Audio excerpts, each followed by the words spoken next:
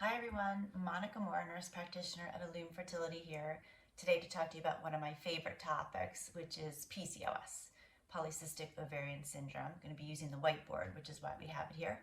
And a question I get asked frequently is, do I have PCOS and how is it diagnosed? I think most people who have PCOS kind of have a thought that something is going on. I just want to emphasize that PCOS is a syndrome, but some otherwise known as, kind of a chronic condition that is not treated and it's managed. And we'll talk about that we do talk about that in other videos. But in terms of having known how do you know you have PCOS? Most commonly, you have irregular menstrual cycles. You don't know when your period is coming. When your period comes, it can often be heavy, very unpredictable, and can be disruptive since you're not sure when it's coming and the period being heavy. So irregular menstrual cycles. This is not somebody who gets a period, every 35 days, but sort of once every 3 or 4 months, maybe that. And like I said, you never know when it's coming. So the first sign is irregular menstrual cycles. The second one is PCO appearing ovaries.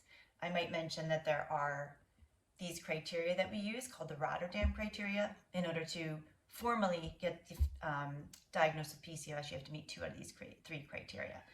PCOS appearing ovaries is the second one. I have a little asterisk by this, so PCOS appearing ovaries, very active ovaries. Maybe if somebody who doesn't have PCOS, your ovary may have a couple, follicles. PCOS appearing ovaries are often larger. A normal ovary is 2 by 3 centimeters. PCOS appearing ovaries could be 3 to 5 centimeters. And there are many, many, many follicles, which are fluid-filled cysts that hold the egg, that are situated around the periphery of that ovary. So the reason that there's an asterisk there is because if you're a teenager or a young woman, your ovaries might look like this anyway. So for teenagers and young women, you do not need to meet the PCO appearing criteria. And why do we have these? Because none of the follicles have the particular hormonal environment or cascade necessary for one of the follicles to become mature. So you can see this one maybe over here is becoming mature, and ovulate. So these follicles stay in these resting states, not mature enough and not ovulating, and stay in the ovary.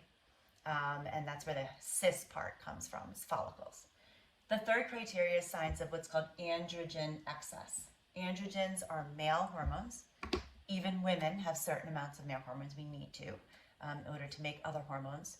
But when you have PCOS, you can have either clinical evidence of androgen excess, which means we drew a blood test and we see higher levels of these hormones, such as free testosterone, or you may have clinical, I guess I should say clinical is when you show a sign of it.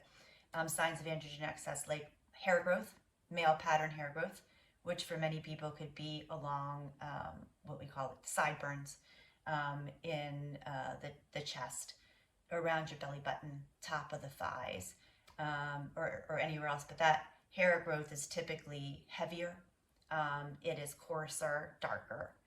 And if you are an ethnicity that does not have clearly, kind of dark body hair, maybe Scandinavian, we would draw blood on you, which we do for anyway. And if we see those signs of, let's say, an elevated androgen in your blood work, you would be diagnosed with this criteria.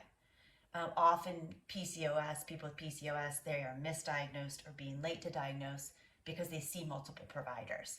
So they'll see maybe a dermatologist for acne or hair growth. They'll see a pediatrician, depending on how old they are, or a GYN for irregular cycles. And not many people are having ultrasounds unless they need to. So we're missing, the sign of PCOS appearing ovaries.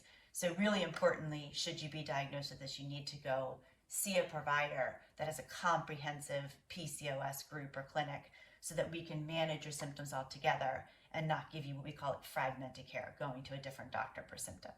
So hope that's helpful. See you next time, and please feel free to email us, go to our website, or write in the comments what you want to hear from us next time.